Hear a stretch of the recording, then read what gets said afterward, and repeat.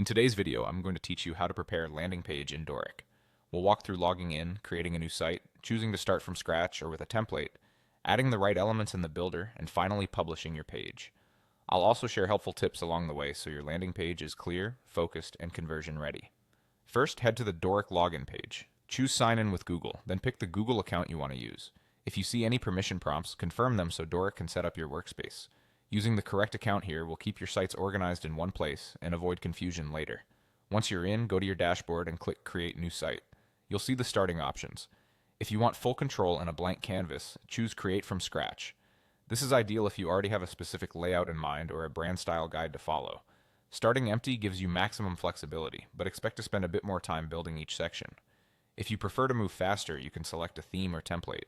Use the filters to browse by category and look specifically for landing page styles.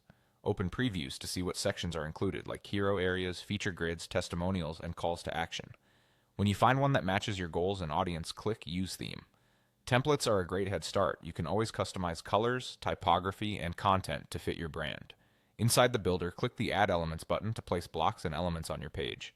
Dorik's drag and drop editor makes it easy to structure your layout. For an effective landing page, start with a clear hero section. A strong headline that states your value, a short supporting description, and a prominent call to action button. Follow with benefits or features, ideally in concise sections with icons or visuals. Add social proof, such as testimonials or logos, and finish with another call to action.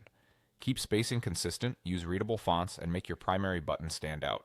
Switch to mobile and tablet previews to ensure everything looks good on smaller screens, and adjust padding and font sizes as needed. When you're satisfied, go ahead and publish.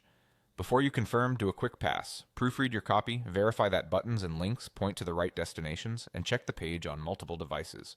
Then publish to make your landing page live. That's it, your landing page in Dorik is ready. Keep refining your content based on feedback and performance, and you'll see continuous improvement.